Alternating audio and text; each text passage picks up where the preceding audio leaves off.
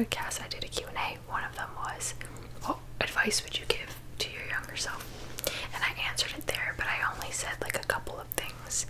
Whereas here, I have a list of 10 things that I would tell my younger self. I wanted to really just like meditate on this question more and really think about what I would tell my younger self. And maybe if some of you are younger than me, I'm 27 for reference, maybe this will resonate with you a little bit. Or if you're older than me, I don't know, whatever. I feel like we're all learning as we go. So also my hair is, I mean, you guys know this, it's darker, but this is the first time I've filmed at night since my hair's been darker, and I forgot how much my dark hair contrasts with my fair skin, and it makes me look even more pale than I am, but that's okay. We're just gonna rock with it. So yeah, let's get into it. I'm sure I could come up with a much longer list, but I didn't want to be here forever and ever. If you want a long video, that last podcast episode that I did was like an hour and 16 minutes long. So if you want to hang out with me for a while, that might be good for you. But yeah, let's just get into it. So I wrote kind of like little like bullets, and I'll expand more on each of them. So the very first one is, it's not that serious. And that's literally about 9 out of 10 things. When I was younger, everything was the biggest deal to me. I would overthink about everything. I would worry about everything.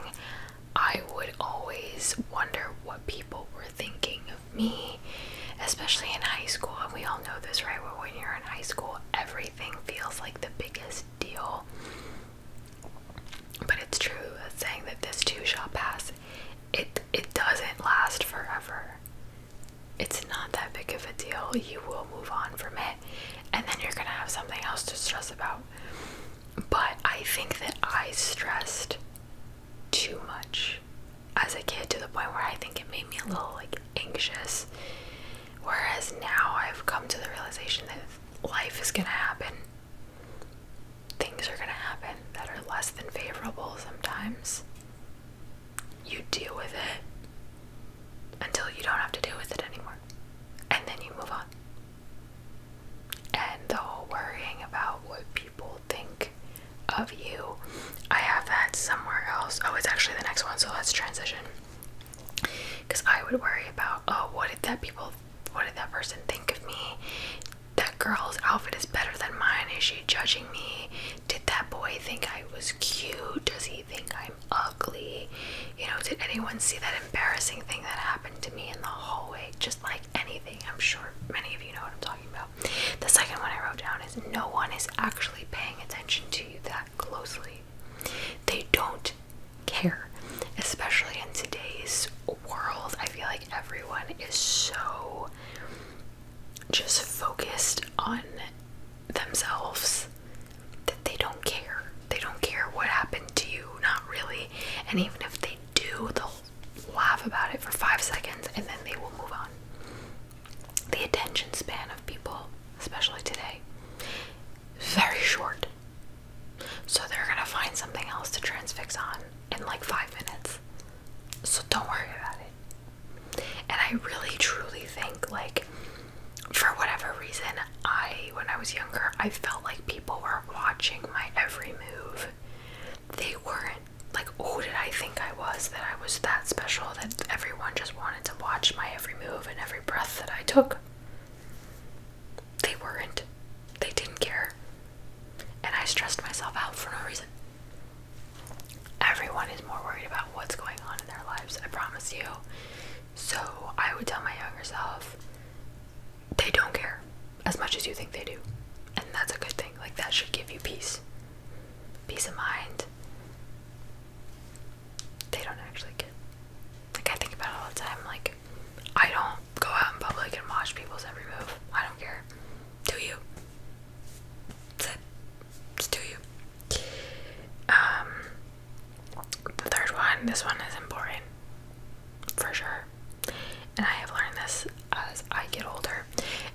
someone comes to you and talks badly about somebody else, it is very, very likely that that same person talks about you when you are not there. Because what that tells you is that that person likes to gossip. And I've talked about this before. I really try, like, you think gossiping in high school is bad. In the workplace with grown adults, it is like almost worse. Maybe that's just where I work. I don't know. There's a lot of that. And I really try my hardest, and I'm not perfect because it's very easy to get sucked in. But I try so hard now to not say anything that I wouldn't say if that person was present. If I think it, and I like imagine, would I say that if they were here? No, I keep my mouth shut. I really try. Because it's true. Like I've seen it. I've watched it happen with conversations that I'm not a part of, but I'm like in the room for. Like somebody, like person A will come talk to person B about person C, and then when person B is gone, but maybe person C comes in, person A is going to talk to person C about person B. Did you follow that? I don't even know if I followed it. I think I said that right. But you know what I mean. It's very likely, and in friendships too, I try to kind of just keep an eye on that. Because it's true. If they're doing it about somebody else to you, odds are that they have at least once spoken about you in a not so favorable way when you weren't there. So I firmly believe that. I will die on that hill. My mom taught me that. Number 4 is a stupid one, but it's a true one. I would tell my younger self to wear my retainers, because if I wore my retainers, I wouldn't have braces right now at the age of 27. You can't really see them, they're like Invisalign, so you know, it could be worse. But if I had just worn my retainers, I mean, I think there was more that went into it, but like I didn't wear them, and you want to know why I didn't wear them? Because I didn't like cleaning them. So the thousands and thousands of dollars that my parents paid for my teeth to be straight, I didn't want to wash my retainers, and then they got gross and I didn't wear them anymore.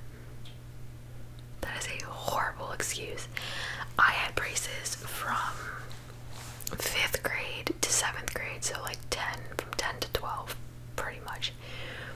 I was young and I wasn't like diligent enough to be on it, and I guess my parents weren't on my back as much about it.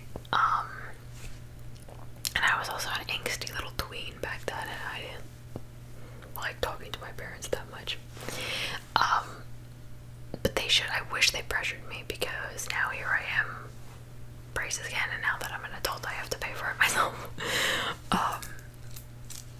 And you know, I'm thankful that I get to do it, but this whole brushing my teeth and flossing every time I eat is really getting on my last nerve. I'm 3 weeks in now, and my treatment's only 4 months, so that's not that long. It could be worse. But I wish I had worn my retainers, because then I wouldn't be doing this again. But it really isn't that bad, but it would have saved me money. So best believe I will be wearing my retainers this time around. So if you have braces and you're gonna get them off or whatever, wear your retainer. Don't be like me. Number 5, don't be afraid to talk to people. I was a very shy child. Like, I was afraid of my uncle. I would run from my uncle. Okay, like I didn't like talking to people. I would hide behind my mom a lot in social situations. And that stayed with me through pretty much all of my schooling. In high school, my friends, and I was okay. Like, I spoke to people. A lot of people knew who I was because my group of friends, we were friends with everybody. We were friends with the theater kids, with the jocks, with the brainiacs, we were just friends with everybody. We were cool with everybody, and so a lot of people knew us for that, which was nice. So I felt comfortable after a while. But like in college though, I didn't know a soul when I stepped foot on that campus. And like my freshman year, I think I had 2 friends. Sophomore year, maybe I had like 5. Like, I didn't get involved. I didn't go to clubs. I didn't talk to people, and I regret that. I do, because I had to figure that out later in life, and now I'm good. Now I can talk to people, and I'm fine. But I had to grow out of that, and it's harder to do the older you get. So I just wish that I had started doing that a little earlier. Like, I wish I had gone to college and just was of the mentality of like, I'm gonna talk to everyone and I'm gonna smile at everyone and I'm gonna get involved. And I was not like that at all. And so I do wish I was like that, but I ended up okay. I love people. I like talking to people, but I would tell my younger self, like, there's nothing to be afraid of. So go say hi. And if it's a person who thinks that you're weird for coming up and saying hi, then that's not a person you want to be with anyway, because it's not weird, it's friendly. So number 6 is pretty self-explanatory. It says, don't just pray when things are bad, but pray when they're good too. I think we could all be guilty of this if you pray. When I was younger, like, I would treat God like a genie, and I'd be like, hey, like, I want this. Okay, cool, thanks. And like, that'd be it. But I think it's important to pray when things are good as well. 7 is, and this is something I'm still learning and making myself be aware of when you feel too comfortable. Because we all get comfortable in a job, get comfortable in a relationship. I'm talking pre-marriage. Once you're married, you should be comfortable and you should stay there. But I'm talking about if you're in a relationship where you know your needs aren't being met, or you're not being treated exactly the way you want to be treated or whatever, but we settle because it's comfortable and because you don't want to have to start from scratch and start over with somebody else and whatever. And I get it. Who are you talking to? Re-entering the dating world is scary and intimidating and annoying and frustrating and all the things. But when you get too comfortable, you're not making steps forward. You're just staying. You're just stagnant. And I feel like I am getting there a little bit when it comes to my job. And so pretty soon I want to actively start looking for what my next step is going to be. Because it's true, you get comfortable and you're like, oh, but I don't want to go somewhere else where it's going to be different and I don't know anybody, and whatever, I have to go through a new learning curve. But I am learning as I get older that growth is incredibly uncomfortable and really scary, but it's pretty much almost always worth it. So I would tell my younger self, when you're feeling too comfortable, that's your sign that you need to kind of do something else. Obviously it depends on the situation, but 8. Oh, this is a good one. I would tell my younger self to not be ashamed of my YouTube career, my YouTube life. Because I started with an ASMR channel only, and ASMR wasn't like super well known when I started it in 2015, I believe. I was very just like secretive about it. I hid it from everybody. I hid it from my own dad for a while, where if I could go back, I would tell myself to tell everyone, post it on my personal Instagram story and all the things, because now I find myself now wanting to tell people. But I feel like because I've kept it hidden for mean, now it's not like my friends and my family know, but I still don't post about it on my personal Instagram. My coworkers don't know. Mine is one of them. She knows. But I do a lot on YouTube. I crank out 2 videos a week minimum, plus Patreon videos, plus now my second channel that I've kind of revived. I do a lot on YouTube, and I think it's something to be proud of, but now because I've hit it for so long, it feels weird. You know, it feels weird to just like come out and talk about it. But like I told myself that as I'm making new friends at this new church that I've been going to, I'm gonna tell people about it because I'm proud of it, you know? So I feel like if I had just started that from a younger age, it wouldn't have been weird, you know? So, and my friends and my family, like they all know and they're all supportive. It's just not something that I post on like my personal accounts, you know? So if I could go back, I would change that for sure. Number 9 is also pretty self-explanatory. Be the kind of friend and family member that you'd want to have, and that just goes back to the treating people how you want to be treated. It's self-explanatory. There's not much to say about that, but I think that that's just, the world would be a much better place if everyone adopted that kind of mentality of just treat people how you want to be treated. That's it. That's it, you know? So, and number 10, I would tell my younger self that boys are not that important. They are not, no offense, I don't mean that in like an offensive way, but like for a young girl, I should not have been focusing on boys so much. Boys should not have been that important to me. And it was like, I remember being younger in like high school, and let's say I walked around in the mall and there was a cute guy there. Like I would want him to look at me. I would want him to look at me and be like, wow, she's pretty. Why? Like, did I need like affirmation that badly? And I know that's like a pretty common thing. Like a lot of people are like that. I know even guys are like that too.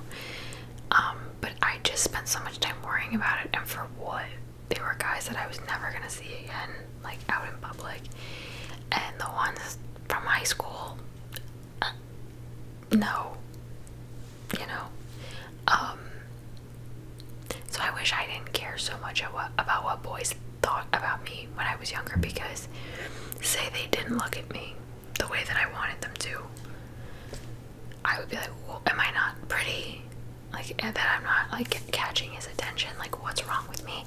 And then that negatively affects the way that you think about yourself. And I think that I was a big like rom-com girl, like growing up. Like I loved romance movies, I loved romance books, like I loved all that. And so I think I romanticized it so much. Even up until last year, like I romanticized relationships. That's a whole other topic, but I really did. You know, it was so important to me, like love, finding love, having somebody tell me that I'm pretty. But I shouldn't have been seeking for that validation in others. I should have found it for myself. That's a deep conversation, but I would tell my younger self that boys should not be that important, especially at that age. So yeah, that's just a little insight into my brain, and some advice that I would tell my younger self. So if you are in junior high, high school, even college, I hope that, you know, maybe you got something out of that. But you know what? Everything happens for a reason, right? And all the things that we go through in life lead us to the person that we're meant to be, right? As an adult. So, you know, I think I turned out okay. But yeah, that's just some advice that I would tell my younger self. So anyways, thank you guys so much for being here and for all of your support as always. And I will see you guys in my next video.